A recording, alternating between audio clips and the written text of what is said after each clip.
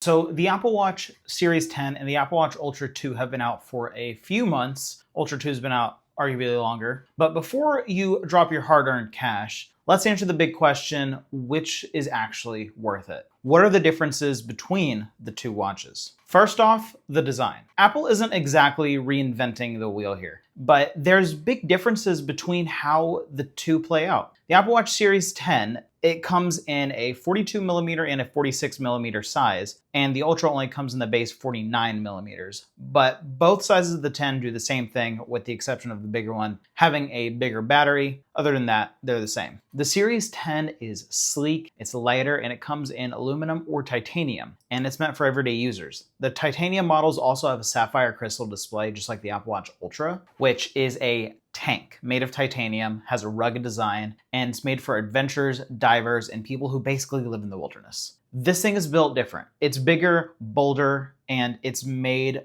to survive a literal apocalypse. Oh, and it's got an extra button, the action button, which is kind of useful. Just like on the newer iPhone models, you can map this button to do various tasks, like start a workout, flashlight, whatever. Durability-wise, the Ultra laughs in the face of danger. The Series 10, the aluminum model, is definitely not as durable. I've cracked the glass on the aluminum Apple Watches in the past, and yeah, for this, I definitely wouldn't hit the screen or body on it, but for starting at $400, it's more about having it than being durable. And the titanium model, being $400 more, is about as durable as the Ultra since it's made of the same materials, titanium and a sapphire crystal display. Now, how about the screens? Brightness matters, and especially if you're outside. The Ultra flexes with a 3000 nit peak brightness, while the Series 10 only gets about 2000 nits. But it has the wide angle OLED, making it easier to see at an angle. You can see what's going on at an angle, unlike the Ultra. In real life, both are super bright. The Ultra just wins out in harsh sunlight. Also, the Ultra's display is completely flat. I'm not sure if that makes it easier to read or what the point of that is. I think it makes it more durable and makes it more rugged looking for sure. The Series 10 keeps that classic Apple Watch curve. It's rounded, it's more, again, sleek. It's easy to dress up in. This is where things get interesting, battery life. The Ultra claims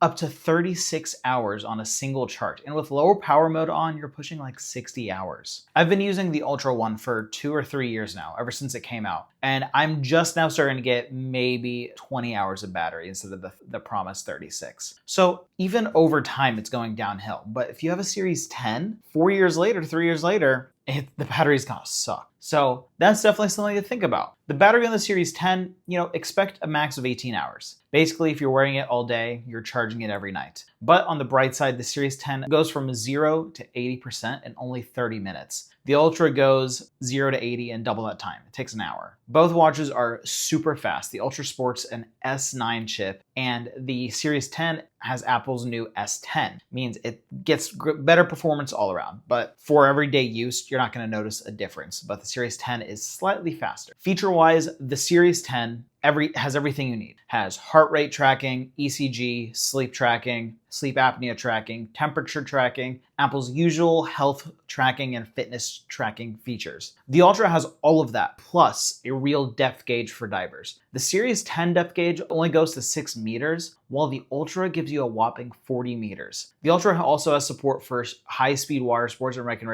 recreational scuba up to 40 millimeters. So if you're into water sports, the Ultra is definitely for you. The Ultra also has a siren that sounds when you're in distress, and you can trigger that, and dual frequency GPS, which is way more accurate tracking in cities and in mountains. Both watches also have speakers for media playback, but I think the Ultra's speakers are slightly louder just because the case of the Ultra is a little bit thicker. Essentially what I'm getting at is the Ultra is overkill for most people. But if you need these features, nothing else comes close. Now, the price. Is this the deal breaker? The painful part is always pricing. The Series 10 starts at $399, but if you want the titanium model, it starts at $750. The Apple Watch Ultra starts at $800. That's a $400 difference from the base Series 10. So the real question is, are you the kind of person who actually needs the Ultra, or do you just want an Apple Watch? If you want the best Apple Watch for everyday use, the Series 10 is perfect. It's so much lighter than the Ultra, it's very stylish, and it does almost everything most people need. But if you're an outdoor junkie, a fitness freak, or you just want the absolute most rugged Apple Watch that Apple has ever made, the Ultra is in a league of its own. So which one are you getting? Let me know in the comments down below, and if you like this video, like and subscribe, all the stuff. I'm Jake. This is Shot on My Phone.